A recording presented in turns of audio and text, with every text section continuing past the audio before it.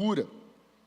E nós lemos o texto de Tiago, capítulo 5, eu queria que você abrisse comigo a sua Bíblia, Tiago, capítulo 5, nós vamos ler dos versos 13 até o 18. A mensagem da manhã, ela está no YouTube, nós vamos só dar continuidade ao que a gente começou hoje pela manhã, nós não faremos o detalhamento aqui do que a gente trabalhou. Só para você aí, deixa a sua Bíblia aberta, não feche ela, tá bom? Pela manhã nós falamos de 3 áreas da visão que Deus dá aqui também a Tiago. Falamos de enfermidades no físico, enfermidades na alma e enfermidades causadas por demônios.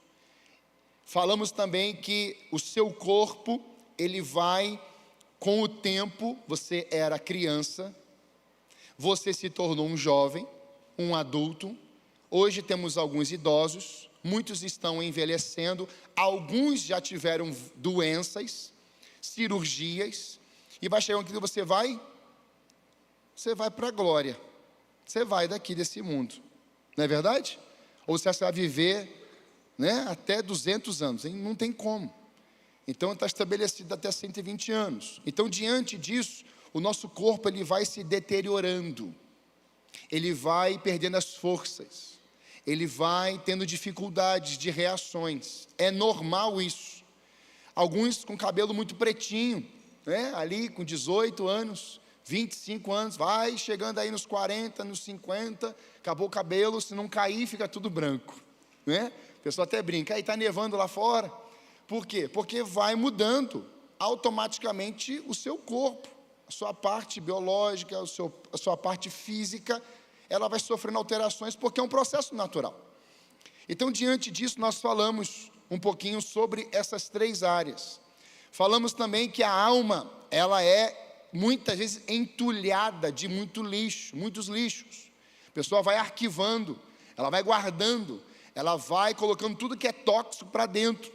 E aí, porque ela tem problema na alma, praticamente 100% vai revelar o quê? Problemas no físico. Então, o próprio Davi vai mostrar isso.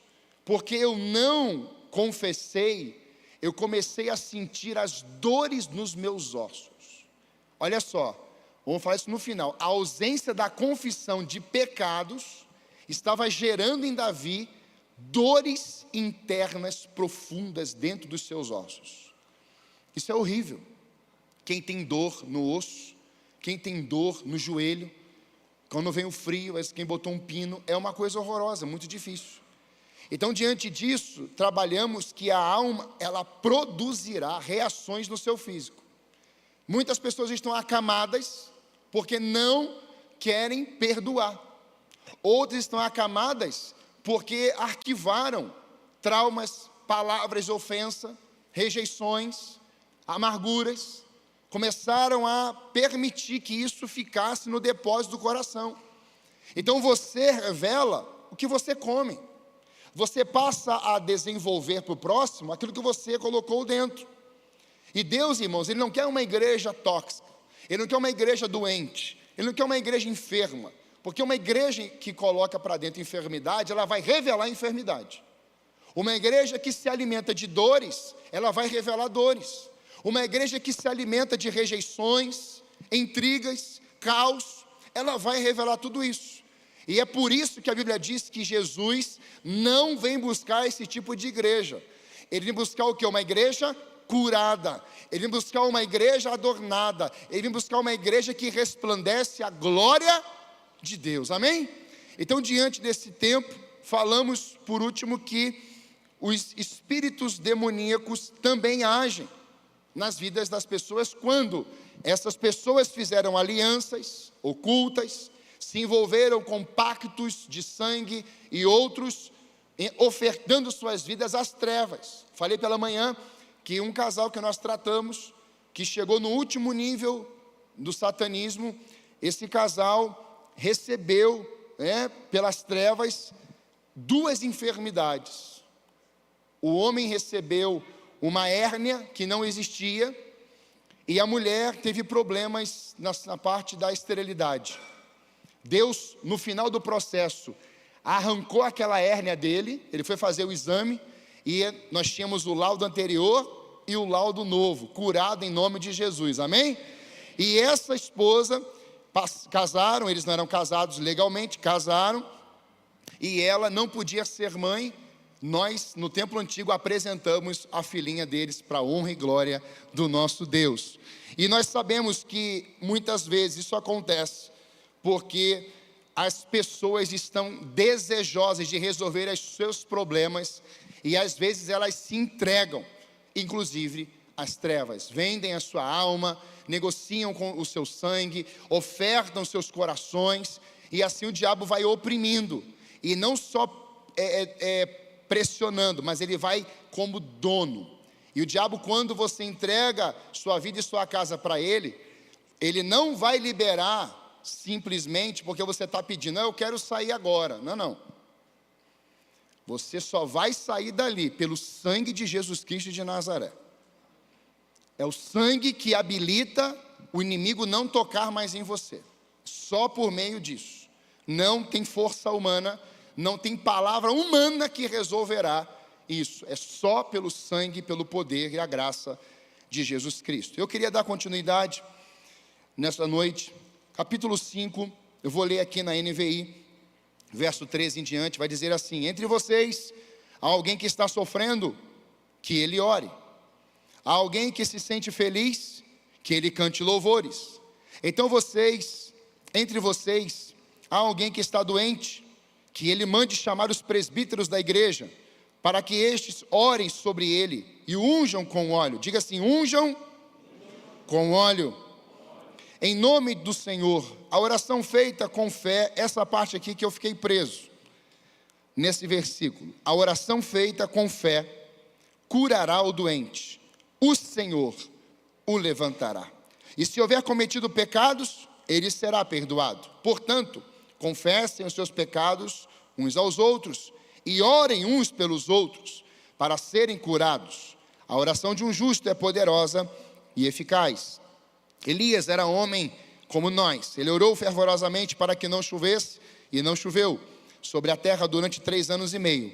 Orou outra vez, e os céus enviaram chuva, e a terra produziu os seus frutos. Pai, mais uma vez clamamos para que o Teu Espírito dê continuidade às nossas vidas nessa noite, trazendo, Senhor Deus, a cura, derramado, Senhor Deus, através do Teu poder sobre cada pessoa aqui. Cremos que é uma noite, como o Senhor fez pela manhã, de um derramar, Senhor, da Tua presença, aonde as enfermidades sairão, e o Senhor testemunhará, o Senhor marcará com a Tua vida as curas nessa noite, em nome de Jesus, amém. O quarto lugar, dando continuidade, é que nós temos ainda algumas enfermidades de origem em pecados específicos. Como assim, pastor? Doenças sexualmente transmissíveis, a DST. Você se envolve ou se envolveu, pessoas que têm essa prática de se relacionarem intimamente com várias pessoas, será meio que automático, porque você estará em pecado, essa enfermidade ou enfermidades desse tipo entrarem em pessoas. E o que vai gerar? Vai gerar doenças, mas vai gerar, em alguns casos, alguma dificuldade, e em outros casos até morte. E quando a gente para pensar nisso, é preciso, como é possível resolver essas práticas, pecados cometidos, especificamente, que você estava consciente, você estava pensando, ninguém obrigou você, ninguém forçou você, ninguém algemou você e levou você para um lugar, você vai pecar aqui, que eu estou mandando. Peca quem decide pecar, peca quem está vivendo uma vida distante com Deus, peca aquele que entende que esse ato entristece o coração de Deus. Então o que é pecado? Pecado é tudo aquilo que nos afasta, que nos separa de Deus. Como que eu resolvo esse tipo de situação? Você só vai resolver esse tipo de situação se você confessar. Qual é a única forma de uma entidade maligna não oprimir mais ou não vir dominando uma pessoa? Confissão. Algumas vezes, trabalhando nessa área, e até às vezes com meu pai, em algumas viagens, nós estávamos em uma igreja muito grande no Brasil. Meu pai estava levando esse seminário, e houve um momento lá, que um pastor da equipe, logo no início do seminário, decidiu fazer um momento, e nós não conhecíamos a realidade da igreja. Naquela noite tinham praticamente 2.000 pessoas dentro do ambiente, e aquele pastor, não sabemos se ele estava empolgado, acho que sim, ele estava ali numa palavra, aquele negócio de, não sei se era fé, se era loucura, se era outra coisa. Ele decidiu fazer um momento lá, e ele faz uma oração, e irmãos, eu confesso a vocês que quando ele começou a falar, eu falei assim para o lado, tinha alguns pastores da equipe, eu falei assim, a gente vai ter trabalho depois que ele está fazendo isso aí, se prepara.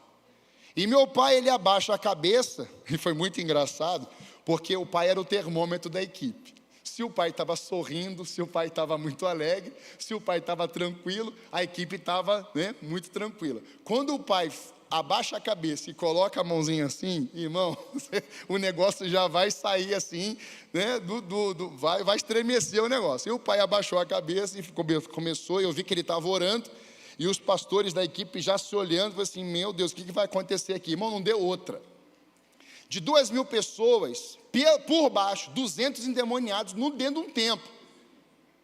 Eu olhei para a equipe, falei, meu Deus, só estamos em 7 contra 200, 200 pessoas endemoniadas, fora as legiões que estavam dentro das vidas. E começou a olhar um para o outro, eu falei assim, Espírito Santo, vem sobre nós. Porque aquele pastor, ele ativou, dentro daquele ambiente, de uma forma precipitada. Mas irmãos, Deus é tão misericordioso, que mesmo que você vai agir com aquela empolgação, Deus muda. Ele é o libertador, não é? Então o que a gente tinha que fazer? Se tem gente demoniada, não vamos, pastor, agora expulsa aqui, você que ativou aí, expulsa. Não pode ser assim. O que a gente fez? Nós nos unimos. Depois a gente dá um chicote nele, né? O pai vai dar. Mas a gente teve que ir para frente de campo de batalha. Irmãos, foi uma loucura. Sai daqui. E aí, por que eu estou te falando isso? Porque quando eu olhei para o altar, tinha uma família, e eu lembrava daquele caso, um pouquinho, e eu fui chegando perto do pai, parecia o pai, eu falei assim, quem é? O meu filho. E ele falou assim, eu sou pastor. E aquele jovem que estava completamente endemoniado, era filho de um dos pastores da igreja. Aquilo, irmãos, me deu sabe quando vem uma força do Espírito de Deus, e um amor e uma compaixão? E eu fiquei ali com aquele jovem, falei assim, esse demônio vai perder hoje de novo. E começou a me dar um inconformismo santo, começou a me dar uma força do Espírito, e eu comecei a olhar, abre os olhos, e queria virar, e girava, e queria correr, falei assim, vem em nome de Jesus. Irmãos, para a glória de Deus, depois de 2 horas, nós não tínhamos mais ninguém endemoniado naquele lugar. Você pode dar uma glória a Deus aí? Por que eu estou te falando tudo isso? Porque quando nós somos habilitados por Deus, capacitados pelo Espírito Santo de Deus, nós carregamos uma autoridade que o inferno treme, que se chama o poder do nome de Jesus. Então naquele dia, naquele momento, nós entendemos mais uma vez, ficamos cansados? Ficamos, exaustos. Mas irmãos, o renovo que veio do Espírito de Deus depois, foi algo sublime. E pude olhar, estava no início daquela conferência, na sexta-feira, mas no sábado, irmãos, quando eu olhei para aquela família, aquele jovem veio correndo e me abraçou, e eu pude ver nos olhos dele, não mais os olhos fechados, não mais os olhos tomados pelas trevas, mas olhos como chama de fogo. Nessa noite eu quero dizer, em nome de Jesus de Nazaré, ele continua sendo libertador, ele continua sendo Yahvé Rafá, ele cura, ele restaura, ele levanta, ele tem todo o poder no céu, na terra, debaixo da terra, e porque nós oramos com fé, ele pode operar mais vezes nesses dias. Quantos creem nisso? Amém. A oração da fé, ela cura, e porque oramos em nome de Jesus, ele diz, levanta e anda. Isso é poderoso nas nossas vidas, porque através disso, nós podemos ver pessoas que praticavam, como por exemplo, essas doenças aqui, que eu te falei, essa doença, enfermidades específicas como vícios, pessoas que não conseguem largar as drogas, pessoas que fumam, bebem, pessoas que carregam isso na história, porque o pai ensinou para o filho, já com 10, com 13 anos, a garrafa já estava lá. Não era só uma cerveja, não era só um vinho, mas também tinha o quê? Outras bebidas, muitas coisas. E a criança, o adolescente, ele foi experimentando, alguns escondidos, e aquilo foi sendo desenvolvido. Eu contei aqui recentemente um testemunho lindo, de uma pessoa que desceu a casa do oleiro na sexta-feira. Ela fumava muito desde a adolescência e bebia muito desde a adolescência. Na sexta-feira, ele chegou no portão, lá quando o ônibus chegou na chácara, e ele falou assim: como que eu não vou mais fumar? Como isso? Eu faço isso desde a minha adolescência. E no interior dele veio como uma voz dizendo assim: entregue tudo isso para mim. E ele diz que joga as coisas pela janela, e ele desce, e já tem mais de 1 ano e meio que ele não fuma, e que ele não coloca mais uma gota de álcool na sua boca. Você pode aplaudir Jesus por isso? Amém? É ele. Por que eu estou te falando isso? Porque vai gerando o quê? Doenças aceleradas no seu físico também por isso. Não precisa, você pode voltar na história e lembrar. Quem lembra aqui da propaganda do Marlboro? Acabou de entregar a sua idade. Eu não lembro disso. Eu vejo o YouTube. E estava lá. E como é que morreu aquele senhor que, famosíssimo no mundo inteiro, fazendo a propaganda do Marlboro? Morreu com o seu pulmão estragado. E quando a gente para pensar nisso, nós estamos falando que o templo de Deus hoje somos nós. Quem aqui é templo do Espírito Santo? Quem é morada de Deus, amém? Você é morada do Altíssimo. Então a morada do Altíssimo somos nós. Nós somos aqueles que caminham carregando um Deus glorioso. E é por isso que o apóstolo Paulo, ele vai destacar em uma de suas cartas, quando ele vai falar dos dons. A única palavra que você vai ver no plural, referindo-se aos dons, é curas. Não tem outra. Dom de profecia, singular. Dom de fé, da fé. Mas quando ele vai falar dos dons referente à cura, ele usa o plural, dons de curas. E é interessante porque em 1 Coríntios 12, 9, ele declara isso. Há outro fé, ele está dizendo sobre os dons, pelo mesmo Espírito, há outro dons de curar, pelo único Espírito. Então, durante algum tempo, muitos entenderam o quê? Pastor, é o dom de cura. Não, são dons de cura. Por quê? Porque nós temos várias doenças, seja no físico, como eu te falei, seja na alma, ou seja no espírito. Então, quando a igreja ora, Paulo diz, peçam os dons. Peçam os dons para quê? Para que haja tudo isso aqui que Tiago vai destacar. Orando uns pelos outros, edificando uns pelos outros. Quando você for confessar pecados, você confessa pecados a Deus. Mas aquela pessoa que você feriu, que você arrebentou, que você entristeceu, que você magoou, o que você deve fazer? Procurar aquela pessoa e pedir perdão. E aí talvez é a guerra, mas pastor, foi ela que me feriu, foi ela que me entristeceu. O ungido não fica negociando se libera ou se pede perdão. Ele simplesmente chega e fala assim, eu quero te liberar perdão, porque você me feriu, você me enganou, você me traiu, você fez coisas horrorosas na minha vida, mas eu não quero que isso fique mais em mim. Agora eu libero perdão para você. Eu estou anunciando que isso não faz mais mal a mim. Esse veneno não ficará no meu coração. Eu estou lançando o que você fez sobre a cruz de Cristo e deixa o Espírito trabalhar naquela alma lá. Deixa. Mas pastor, ele não falou, mas você não carrega mais aquela dor. Mas pastor, ele não pediu, mas você liberou. Mas pastor, mas você não carrega mais isso. O que não podemos esquecer é que enquanto estivermos na terra, nós seremos alvos dessas enfermidades. Só não haverá doença e morte no céu. Diga assim, só não haverá doenças e mortes no céu. Mateus 10, 7 e 8, e eu quero reler esse texto com você. Ele vai dizer assim, Jesus vai falar algo muito interessante aqui para os discípulos. E indo, pregai, dizendo, é chegado o reino dos céus, curai os enfermos, limpai os leprosos, ressuscitai os mortos, expulsai os demônios, de graça recebestes, de graça dai. Aleluia. A mensagem anunciada aqui, meus irmãos, era: o reino dos céus está próximo. Diante dessa declaração de Jesus aos discípulos, eles foram usados como instrumentos para manifestarem os sinais de Deus como uma prova ou como uma degustação antecipadamente daquele momento glorioso que viria e que virá no futuro. Como assim, pastor? Quando Jesus chega em alguns lugares, ele estabelece o reino dele. Então você vai vendo, o reino de Deus chegou.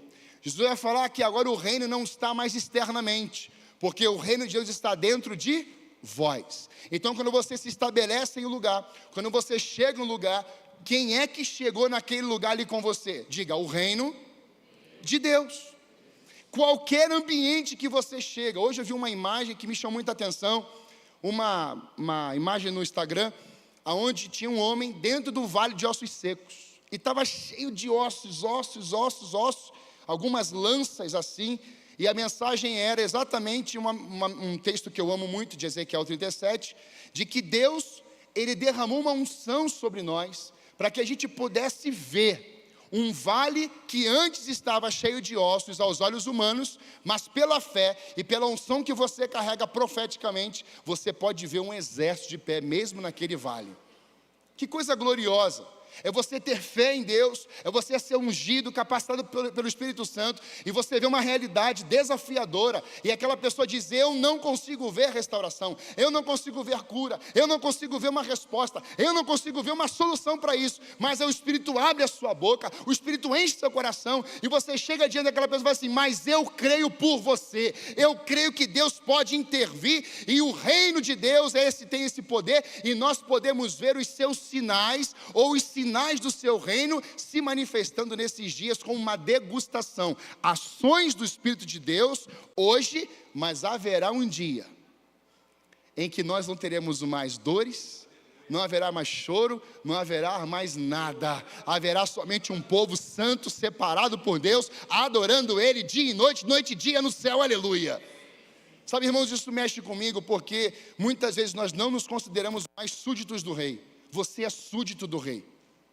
Você é um arauto do rei. Quando Jesus Cristo está entrando em Jerusalém, você vê a multidão adorando e cantando, e levantando aquelas símbolos e dizendo: Hosana nas alturas.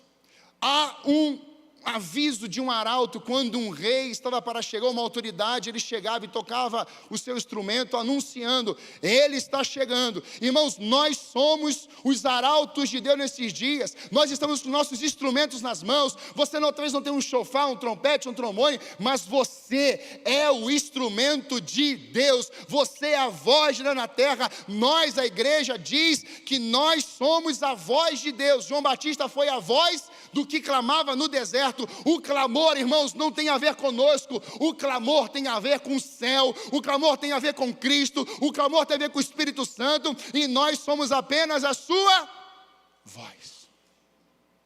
Somos as vozes do que clama, irmãos. Mas você sabe a história que o pai de João Batista, ele ficou mudo.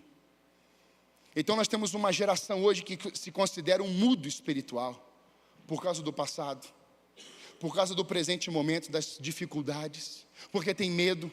Não, eu não posso fazer isso. Não, eu não consigo fazer isso. Você está na síndrome de Gideão. Aí Deus vai lá e levanta o Gideão, que faz com 32 mil soldados.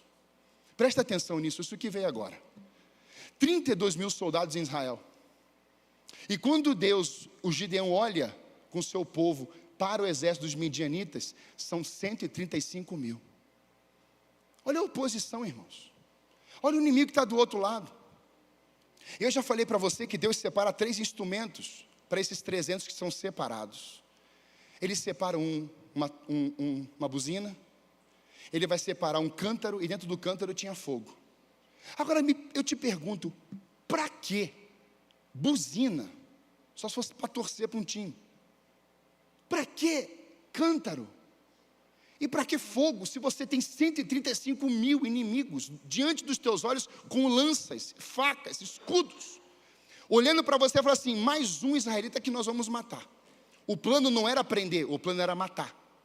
E Deus fala assim, Gideão, eu vou te levantar, você se considerando o menor da tua casa, o mais improvável, aquele indigno, de que você achava que não era para ser usado, que não seria usado por mim, mas eu levantei você, eu tirei você de um tanque de prensar uvas, cujo qual você estava ali amassando outra coisa.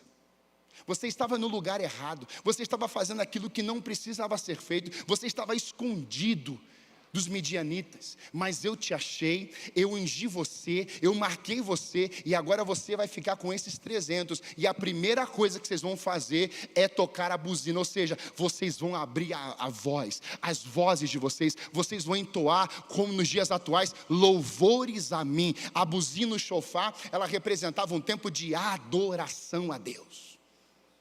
Por que a primeira, irmãos? A buzina, nós somos uma buzina.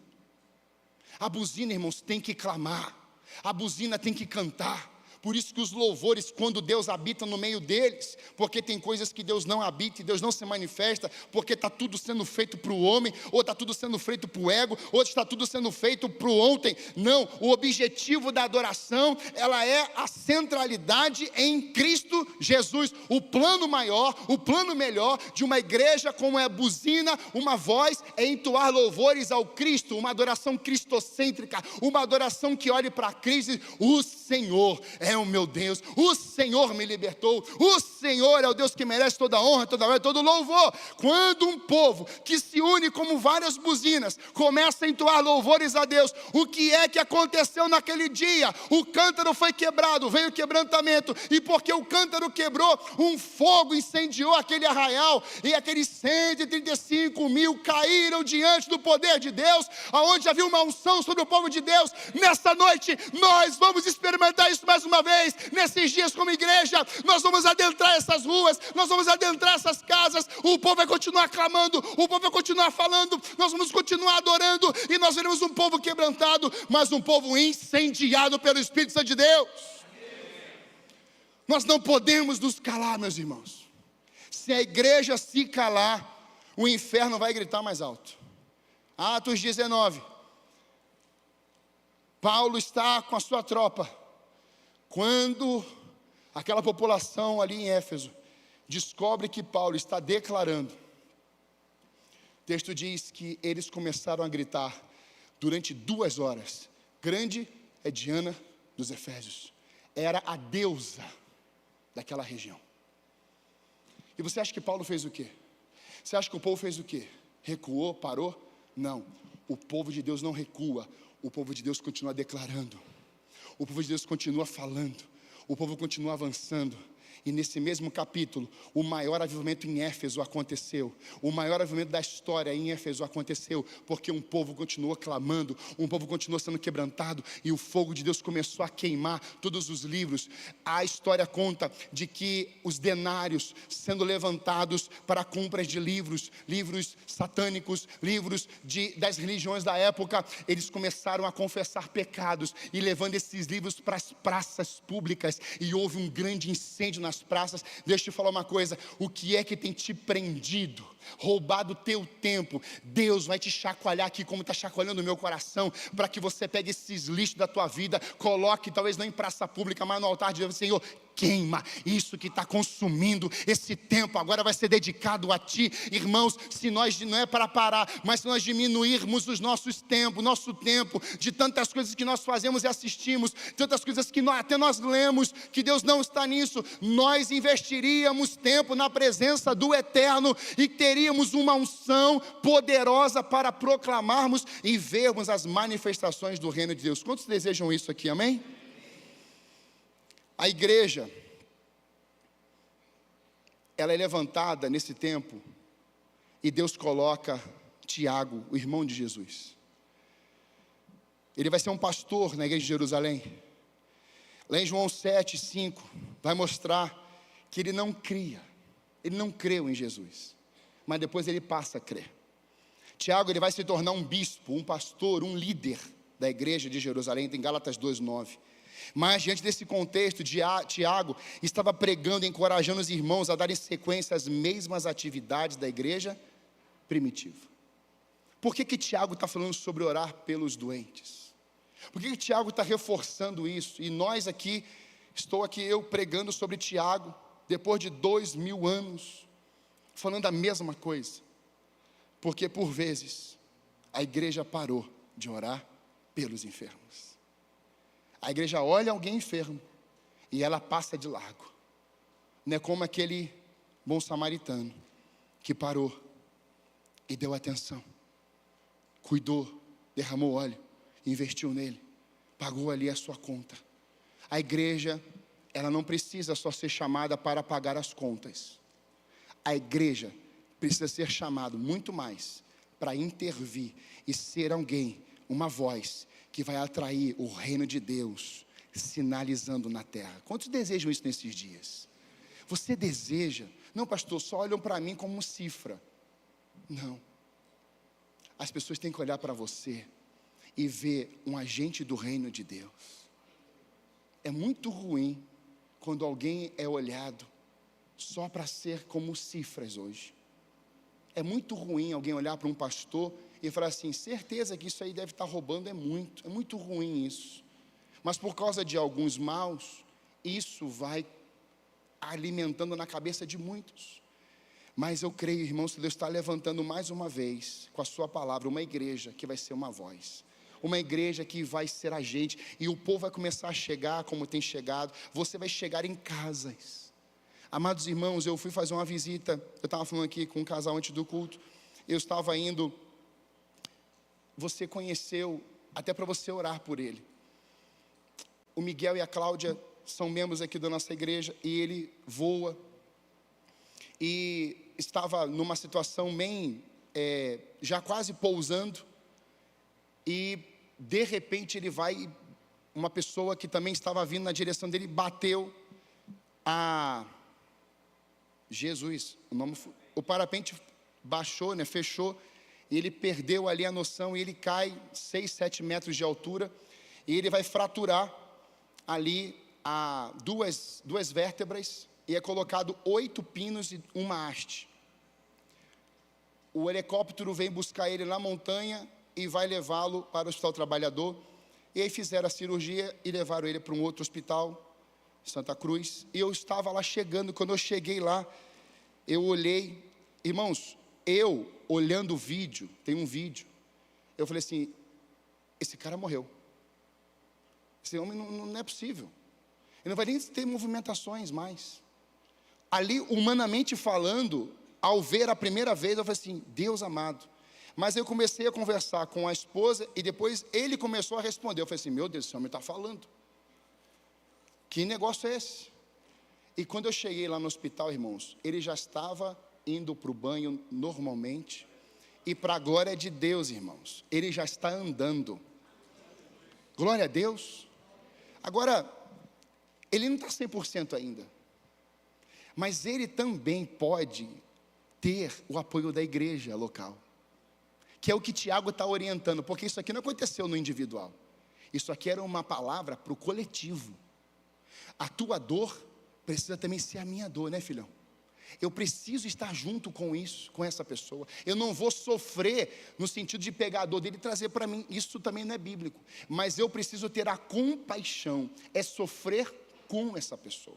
É entender que nós somos uma família. E se tem um braço que não está funcionando, o corpo também não está plenamente funcionando. Se tem alguém enfermo no corpo, todo mundo vai sentir. Se o teu dedinho está quebrado, você não vai andar, tudo vai parar. Então, diante desse cenário, Tiago está mostrando assim, olha, nós vamos perceber quem está enfermo, então essas pessoas vão se apresentar às lideranças, e nós vamos ter o quê? Ações de orações de cura sobre elas. A igreja, ela operava e opera milagres na terra, sendo ela um instrumento divino, com o intuito de manifestar a glória e o poder de Deus. E é por isso que no cenário aqui de Tiago, precisa ter o quê? Um copia e cola. Do mesmo jeito que Deus fez lá, eu creio que Deus pode fazer aqui. E nós como igreja, será que nós estamos fazendo isso? É diante desse cenário que eu te falei, que eu queria destacar algumas coisas, como nós vamos chamar de características simbólicas, do que Tiago está mostrando aqui, algumas ações, e essas ações, elas vão trazer para nós, como instrumentos para a gente praticar. Primeiro, quando os líderes espirituais iam orar pelos enfermos, a primeira coisa que eu vejo nesse texto, de prática, é que os líderes, eles estavam aptos, eles estavam prontos para orar por essas pessoas. Olha o que vai dizer o verso 14. Quem entre vocês há alguém que está doente, que ele mande chamar os presbíteros da igreja, para que estes orem por eles, ungindo com óleo em nome do Senhor. Essa atitude destacada por Tiago, ela simbolizava ou simboliza para nós hoje, que uma parte da igreja, ela está indo em alguém ou recebendo pessoas enfermas. E o que é que Tiago está querendo sinalizar para nós aqui nesse ensinamento? Que cumprir a ordem de Cristo que está lá em Marcos, não era simplesmente chegar na pessoa. Isso vai um pouquinho além, era chegar na pessoa, era orar pela pessoa e falar para ela: olha, eu represento o corpo de Cristo, junto com a família de Cristo, e nós estamos aqui como uma liderança, como um grupo, para orar por você, mas também para declarar sobre você que você não está sozinho, você não está sozinha, você não vai ficar aí à margem. A gente vai aqui, nós vamos estar com você. É a igreja dizendo assim: olha, eu não somente vou orar, mas eu também vou te ajudar, eu vou contribuir, não só com as minhas orações, meus clamores, mas eu quero que você experimente aqui agora, como uma oração que eu vou fazer por você, a manifestação do reino de Deus, e a pessoa pode ser curada instantaneamente, ou pode ser uma cura que vai um processo, ou ela talvez não seja curada, também acontece. O importante é que a liderança ou a igreja chegou naquele lugar. Quem está entendendo isso aqui? E a grande pergunta que o Espírito me fez nessa semana é: quantos filhos estão desejosos dessas ações do reino de Deus por onde passa? Quantos filhos de Deus hoje, irmãos, estão andando pelo radar do Espírito de Deus? Será que quando a gente sai de casa, a gente já não está pensando nas planilhas que a gente tem que entregar? Na preparação das aulas que a gente tem que entregar? Na nossa correria? Será que quando a gente sai de casa, a gente não pergunta assim: Espírito Santo, será que vai ter alguém lá no mercadinho hoje? O pastor Paulo pregou aqui para os homens, esposo da missionária Ariadne, e ele chegou no mercado, e a moça atendendo ele passou todas as compras, no final ela falou assim: mais alguma coisa? Daí ele falou assim: agora chegou a minha hora. Você fez a pergunta que eu oro para todo atendente fazer. Mais alguma coisa? Ele: sim. Como que você está com Jesus? Cara, foi outras fases. Jesus te ama, Ele morreu pela sua vida. E diz que a menina começou a chorar copiosamente, que a pessoa ao lado, no outro caixa, teve que vir socorrê-la e continuar dando atendimento ao pastor Paulo. Sabe qual é o nome disso? Sinais do reino de Deus na vida dos súditos de Jesus Cristo de Nazaré. Eu declaro, irmãos, a igreja vai voltar a ver isso em Santa Felicidade. Isso vai se espalhar por outros bairros. Você pode dizer amém? Às vezes, não será possível ir até a pessoa, mas às vezes um áudio seu poderá ser uma manifestação do reino de Deus lá. Quantas vezes eu não posso ir até um lugar, mas eu gravo um áudio. Se estou orando por você aqui agora, meu amado, Deus vai te dar vitória hoje, Deus vai ser o teu guia, Deus vai te dar palavra, Deus vai te dar força. E essa pessoa grava o áudio e diz assim: pastor, venci nesse dia. Pastor, eu superei as minhas expectativas. Nós, muitas vezes, cuidando da família do Alex, o Dieguinho está aqui. E às vezes nós estamos olhando a enfermidade. Mas a gente, como igreja, nós olhamos para toda a família. E o que Deus tem feito, o que Deus vai fazer, e eu creio em nome de Jesus, Deus vai curar ele 100%. Você pode dizer amém? Irmãos, não era só os líderes irem orar, como a igreja também precisa ir até os enfermos e declarar, estamos juntos. Mas segunda lição, segundo símbolo que eu vejo aqui que Tiago está nos mostrando, quando os irmãos faziam as imposições de mãos, nesse mesmo versículo, nós temos uma verdade aqui de Tiago, dizendo assim, olha, entre vocês, alguém doente, que mande chamar os presbíteros, para que ore sobre eles, não neles, não simplesmente por eles, mas sobre eles. Está envolvendo o quê? Mãos também, imposição de mãos. Hebreus 6 nos traz a visão da doutrina das imposições das mãos, que era uma das doutrinas mais comuns na fé cristã. Sabemos que não há poder algum em nossas mãos hoje, nunca houve, nunca haverá, mas dá uma olhadinha para as suas mãos, pode olhar agora, só pedagógico. Você acha que essa mão aqui com 5 dedos, alguns com 4, pode fazer alguma coisa? Zero, nada. Agora vira para baixo assim. E se a mão do Onipotente descer sobre essa mão agora? E se você começar a experimentar na sua mão agora o fogo do Espírito de Deus? E se você agora olhando para a sua mão, você começar a experimentar um calor que vem do céu? E eu assim, eu vou te usar. E você vai ser o meu instrumento para manifestar a minha glória. Quantos desejam vivenciar isso? Tem que desejar, tem que ter esse desejo no coração.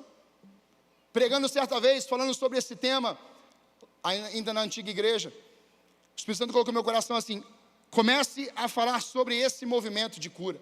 E comecei a falar, e falei assim, olha, Deus começará a tocar em vidas. E eu sabe, é como se estivesse voltando isso agora. Talvez Deus faça isso agora, não sei se vai fazer, mas eu creio que pode fazer. É o quê? O seu corpo, em alguma parte dele, começar a ficar quente. Feche seus olhos. Feche seus olhos. Espírito Santo de Deus, eu clamo pela Tua presença, Senhor. Manifesta sobre as nossas vidas.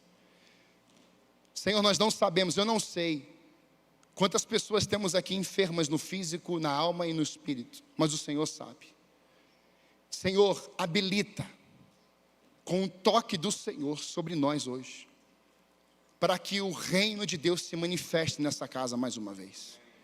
Que o Teu calor seja um sinal claro de que há pessoas aqui, Pai, com problemas no físico, na autoridade do nome de Jesus. Vem, Senhor, e toque as nossas vidas e marque-nos com o Teu poder agora em nome de Jesus. Diga amém. Quando eu fiz essa oração, e se você sentir isso aí, guarde isso aí com você, depois você vai ser usado aqui no final. Algumas pessoas da juventude começaram a sentir um calor no pé. Outras começaram a sentir um calor no pescoço. Outras começaram a sentir, e quando eu falo calor, eu estou falando de fogo, na lombar. Outros começaram a sentir um calor na face. E essas pessoas, esses jovens começaram a vir à frente, mãos pegando fogo. Irmãos, eu estou falando isso, assim, ó, abre a sua cabeça em nome de Jesus. Às vezes a gente é muito tradicional, muito fechado. Eu estou te falando experiências que nós vivemos. E essas pessoas começaram a experimentar. Irmãos, era a sinalização de Deus, porque haviam pessoas naquele lugar com os problemas no físico que essas outras estavam sentindo. Então aquele que estava sentindo dor no pé, ou um calor no pé, alguém estava com um problema onde? No pé. Aí eu falava assim, há alguém aqui com uma enfermidade no pé? 3 levantavam. Esses que estavam sentindo esse calor no pé, foram ministrar lá, os 3 foram curados, na hora. Glória só a Deus. Glória a Deus. O outro com a mão, a mesma coisa. Quem está com a na mão, aí vai lá orar, não está doendo mais, lombar. Aí vinha, colocava a mão nas costas aqui, na lombar, que o pessoal está pulando lá no final do culto. Deus trouxe uma sinalização, os obreiros, os líderes, a igreja recebeu isso, amém, irmãos? E Deus falou assim: eu vou usar vocês como instrumentos do meu poder, e a minha glória vai se manifestar nesse lugar. E manifestou, irmãos. Irmãos, isso é tão forte no meu coração, que pregando no domingo pela manhã, eu estou no meio da mensagem, uma irmã fica de pé, e ela fala assim: pastor, eu preciso dar o testemunho do que o senhor está falando aí. E não é comum, pastor pregando, uma irmã levanta, quero falar sobre isso aí, não é comum. Eu olho para o banco, meu pai fala assim: deixei. Falei: pode vir, minha irmã. Eu não conhecia ela, mas eles conheciam. E ela pega o microfone, isso no metade do sermão, e ela começa a falar: o que o pastor está pregando hoje aconteceu comigo. Eu tive 6 cânceres, e eu tenho hoje os 6 laudos. E eu quero dizer para você aqui na igreja que o que ele está pregando é tão verdade, que eu estou de pé aqui sem nenhum câncer na minha vida. Ah, meus irmãos, para aplaudir Jesus, para aplaudir Jesus.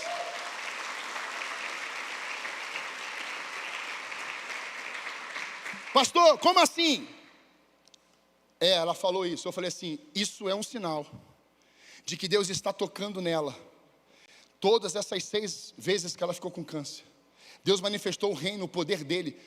Foram degustações para o futuro, sinalizações de Deus. Irmãos, naquele momento que ela falou assim: me perdoe por eu ter atrapalhado a sua pregação.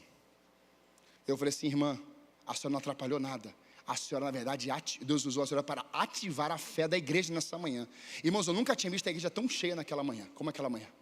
Eu falei assim: alguém aqui tem dúvida de que o Espírito quer derramar cura sobre nós? Irmão, não precisou nem chamar o povo já começou. Um irmão com a bengala, o irmão com a bengala já foi assim, ó, já andando rápido, já foi andando. Eu falei assim: meu Deus do céu. E o povo foi vindo: vem, irmãos, vem. Equipe de louvor já subiu, equipe de louvor pode vir, a gente vai orar daqui, a gente vai cantar daqui, pode vir. Eu olhando, e aquele povo vindo, eu falei assim: meu Deus. Toda a igreja vazia com as cadeiras, e a multidão no altar. Meus amados irmãos, não ficou uma vida nas cadeiras, ou seja, 100% daquele auditório tinha ou doença no físico, ou doença na alma, ou doença no espírito. Eu te pergunto: quem é que sabia de tudo isso, amada igreja? O Espírito de Deus, aleluia. Então ele só precisa de instrumentos, ele só precisa de uma vida, ele só precisa de um coração que venha manifestar o seu reino na terra. É a oração do Pai Nosso: venha a nós o teu reino, seja feita a tua vontade, assim na terra como é no céu. Eu te pergunto: tem doença no céu? Eu te pergunto: tem crise no céu? Mas há momentos que Deus vai derramar da sua graça, do seu poder. Ele vai permitir, ele vai introduzir o seu poder, e diz assim: pode agora vivenciar um tempo de paz. Ai, irmãos, isso mexe no meu coração, porque aquele culto, ele foi marcado por tanta gente, não tem noção. Eu lembro da bengala, porque eu vi onde o senhor foi sentar, e você acha que ele voltou para o culto assim? Ele já voltou para a cadeira dele assim, ó. Mas você não sabe quem ele é. Você não estava lá. Eu vi, Débora viu, outros viram.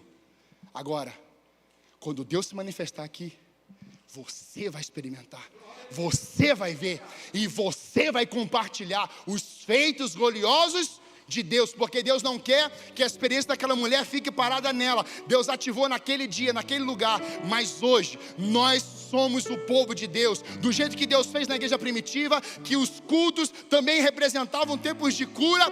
Deus agiu na vida daquela senhora, Dona Vera, e Deus está agindo aqui hoje, e hoje você vai sair daqui como aquele que vai proclamar: Ele me restaurou, Ele me curou, Ele me tocou, e eu quero ser esse súdito do rei, anunciando que o reino de Deus vai se manifestar nos nossos dias. Terceiro símbolo era o óleo da unção sobre o enfermo. O texto fala para nós que esse óleo, eles ungiam com óleo. Irmãos, há muitas discussões sobre o óleo hoje, o instrumentinho de óleo. Nem sei se está aí, depois você vê para mim, tá? E tem gente que fala assim: quem usa óleo é herege.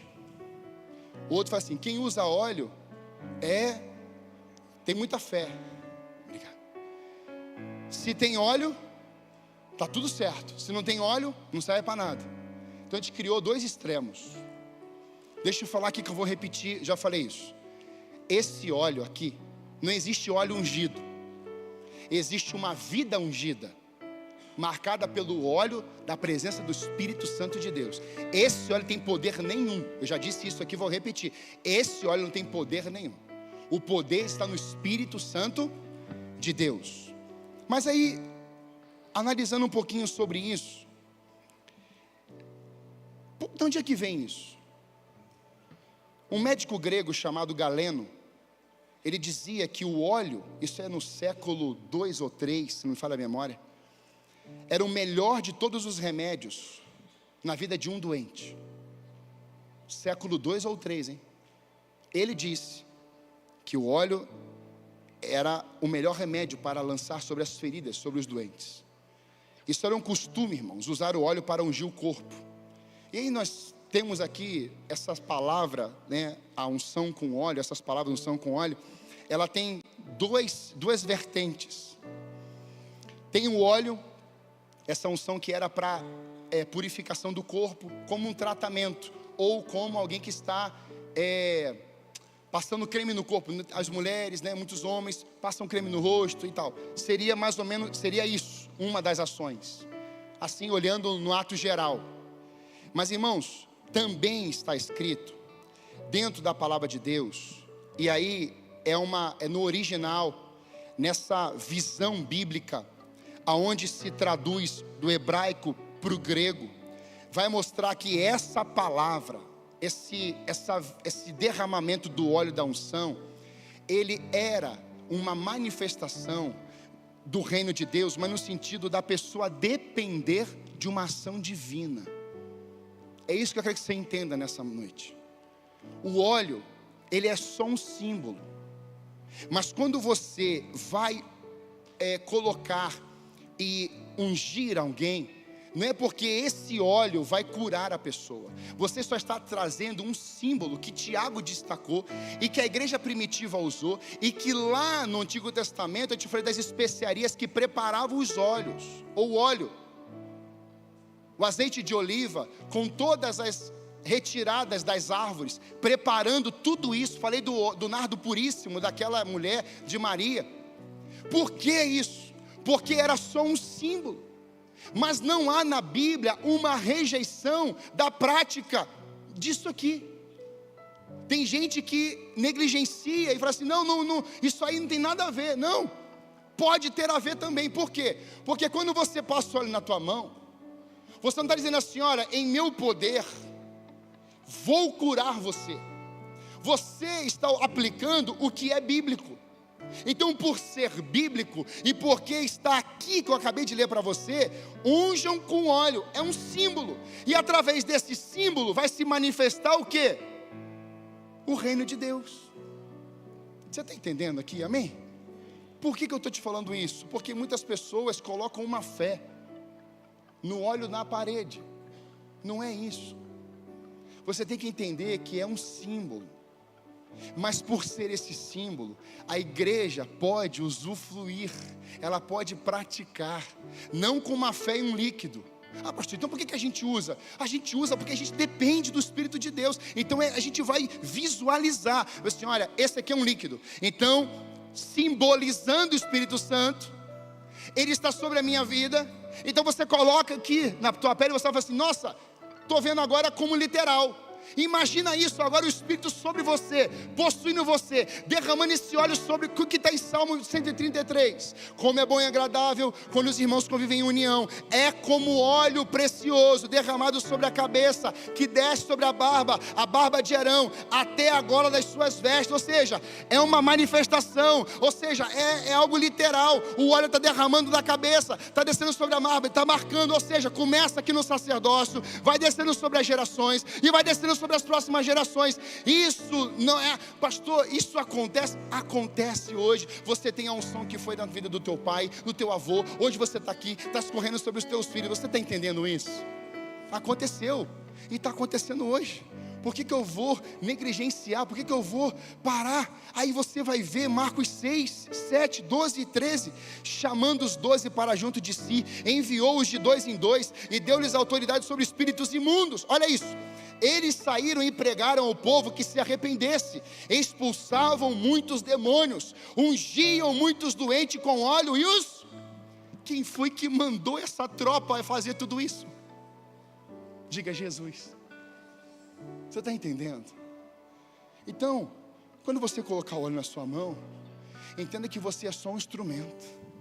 Você está pegando esse símbolo e falando assim: Senhor, eu creio que o Senhor vai. Como a gente faz a ceia, irmãos? Não tem o pão, tem o suco de uva. Jesus é aquele pão? Jesus é aquele vinho? Não, irmãos, é só o símbolo, é só o elemento. Então a gente traz a memória e a gente come do pão, a gente bebe do suco de uva e a gente diz: Senhor, nós estamos nos lembrando. Esses símbolos aqui, eles representam a tua glória.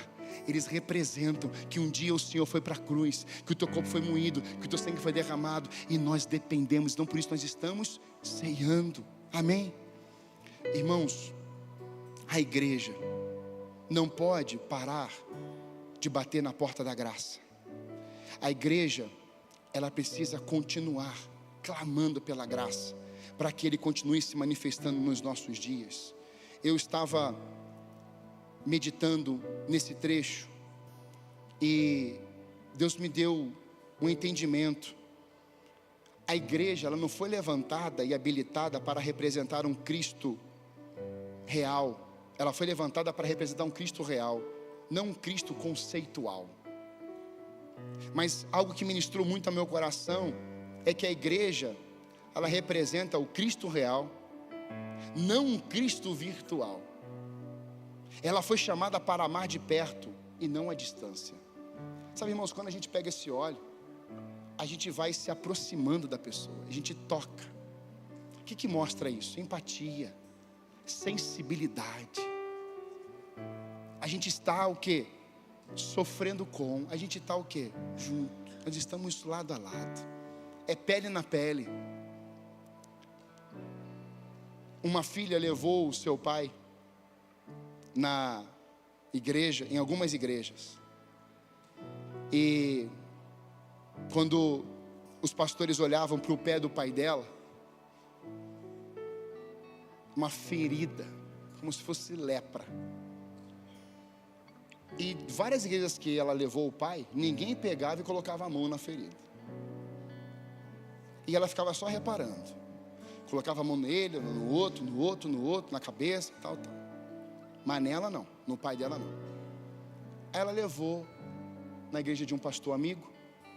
E quando ele olhou para ela assim, ele olhou: quem é? É meu pai. E aí pelo cheiro ele percebeu alguma coisa. E ele falou assim: vem cá. Ela não pediu para ele. Ele se abaixou até os pés do pai dela e pegou aquele óleo, encharcou na mão dele e colocou a mão lá na ferida. Aí ela ficou espantada. Ela ficou tão quebrantada que ela foi para o chão e em 30 dias o pé dele ficou novinho em folha. Novinho em folha. Novinho. Só que aquela moça, sem o pastor saber, ela era uma das empresárias mais ricas do estado onde ele estava. E ela falou assim: pastor, eu preciso de um atendimento com o senhor. E marcou o atendimento. Falei assim: olha, eu quero dizer para o senhor. Contou a história toda. Ele ficou muito chocado.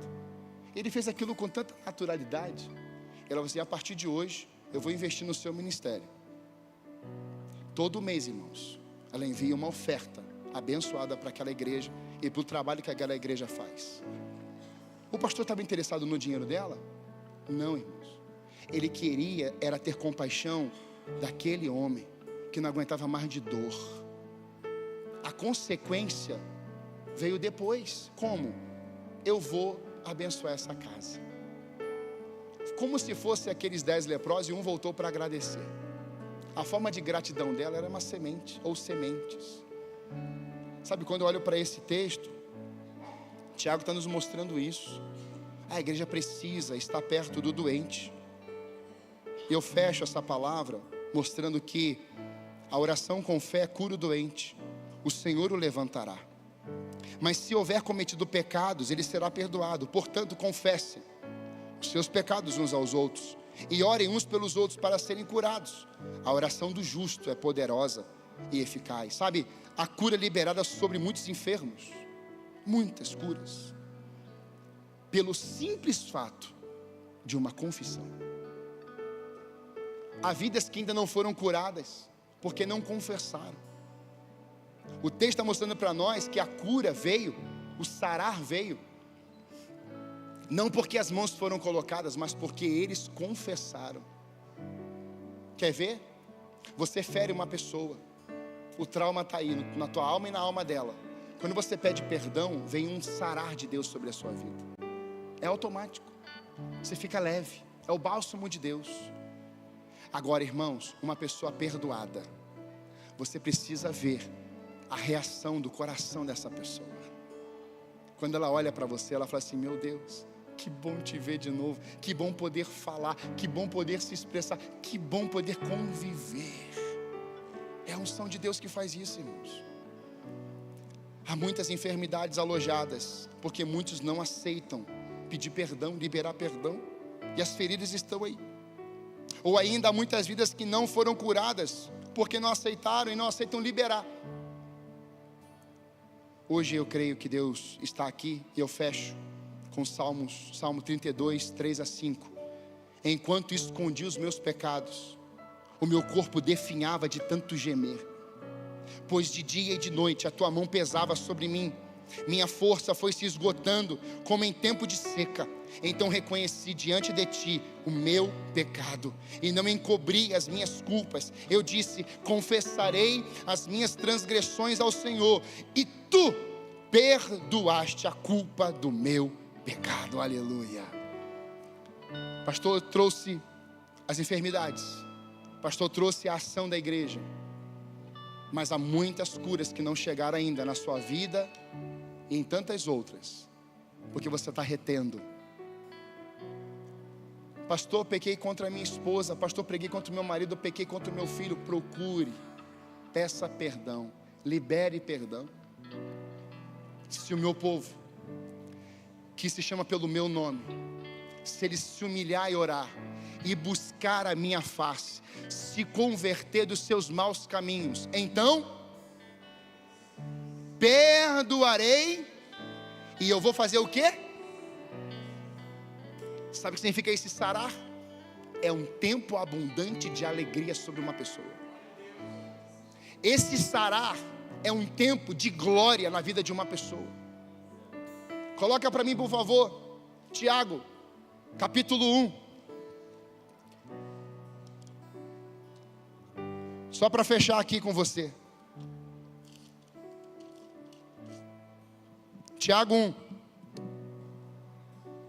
verso 2. Pastor, por que eu estou sofrendo tanto? Minhas provas, olha esse texto. Meus irmãos, considerem motivo de grande alegria o fato de passarem por diversas provações. Quando você é banhado por esse óleo, até as provações que você passa, você vai perceber que há uma alegria de Deus fazendo com que você passe por essas crises, ou dentro dessas crises. A alegria vem de Deus, pois vocês sabem que a prova da sua fé produzirá o quê? Perseverança. Eu estou passando por essas provas, eu tenho fé, eu estou orando, eu estou buscando em Deus. O que vai produzir, pastor, em mim? Mas ausência de fé não, perseverança. Então, para você ser perseverante, você precisa estar enfrentando também uma luta, porque na luta, que é a prova, você vai experimentar a ação de Deus te fortalecendo, e assim você vai perseverar. E a perseverança, ela deve ter ação completa, a fim de que vocês sejam maduros e íntegros, sem que falte a vocês coisa alguma. Maduros e íntegros. Como é que eu me torno maduro, pastor? Passe pela prova. Como é que eu me torno maduro, pastor? Sendo um instrumento de Deus na vida de uma pessoa. Como é que eu me torno maduro, pastor? Como é que eu revelo maturidade? Ser íntegro, pleno na presença de Deus, é você só dizer: Senhor, eis-me aqui. Eu quero respirar o Senhor. Eu quero ser um agente do Senhor. Eu não quero só receber, mas eu quero transbordar. Eu não quero só ser cheio e transbordar, mas eu quero que as manifestações de Deus venham a acontecer e os meus olhos contemplem os sinais do reino de Deus. A banda vai ser, amém, irmãos? A igreja vai se juntar como a igreja aqui em Jerusalém, como a igreja de Tiago, dizendo assim: olha, tem enfermo, traga, procure lá. Os rabinos eram levados ou trazidos para que as ofertas, ou melhor, os doentes fossem procurados, fossem levados a eles. E quando alguém era curado, era direcionado a levar até uma oferta. Nós não precisamos da sua oferta. Deus não precisa da sua oferta, do seu dinheiro. Deus quer que você em pessoa, seja o ofertante. Você oferte. Pastor, mas está doendo, oferta. Pastor, está incomodando, oferta. Pastor, está difícil, oferta. Pela manhã esse lugar ficou cheio de gente aqui nesse altar com enfermidades. Então, quando esse louvor começar a tocar, em nome de Jesus, deixe o seu lugar e venha para cá. Nós vamos levantar um clamor diante de Deus.